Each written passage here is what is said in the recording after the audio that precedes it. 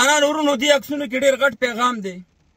زما د بدنامولو کوشش کیږي په میډیا کې بعضې هغه بې غیرته پښتانه چې آیسای او پنجاب ته نه خویندې میندې بوتلي زما ویډیو راوالي. ما یو بل شي رټویټ کړی او هغه د پاکستان دغه مردار خواره دغه غپوري سره د قاتلانو سره ولګي او کوشش کوي چې ما په افغانانو کې په پښتنو کې بدنام کړي.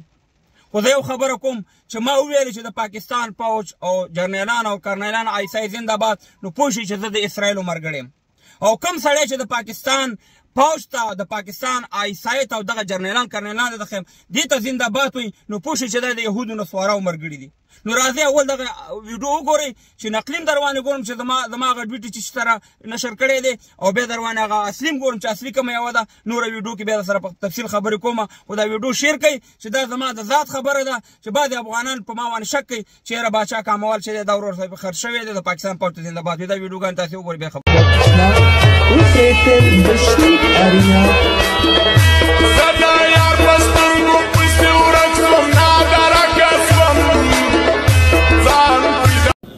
د امریکې د غلامان منګ چې ډایرکټ د امریکې غلامان وي منګ به ډېرې مزې وي.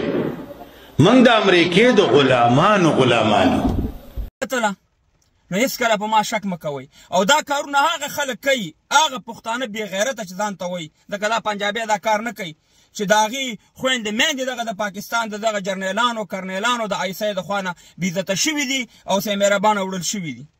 ځکه چې نر پښتونې خو نره دښمني کوي که نه، د بې غیرته غوندې دښمني خو نه کوي. زما دښمني خو ښکاره معلومه ده، دلته په میډیا باندې ښکاره در سره غږېږم.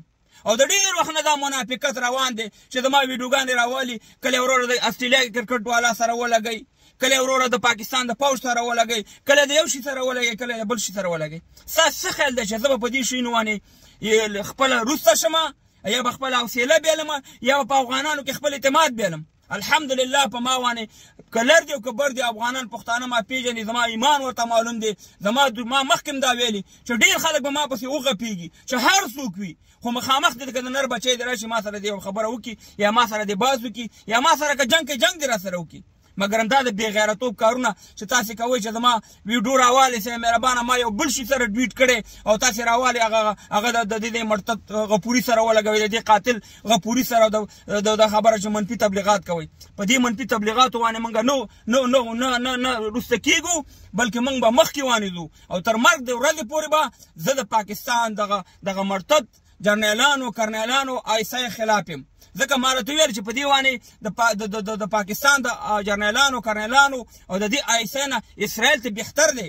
اسرائیل خو فلسطینیان شهیدانوي، مګر هغې خو څه مهربانه د چا بېعزتي نه کوي، چاته جنسي تیری نه کوي. مګر ستا خو دغه پلکا او بنګالیانو سره دا تیری کړی دی، همدغه شان دي نور. نو خبره دا ده چې په دې شیانو باندې تاسې مځان ته ړخه کوئ او په دې شیانو تاسې د خپلو خویندو میندو د ځوانانو پوښتنه مه کوئ. او انشاءالله وخت به راشي چې د دې هر شی حساب به سره کېږي. افغانان ورونو په ما باندې بې اعتمادي مه کوئ.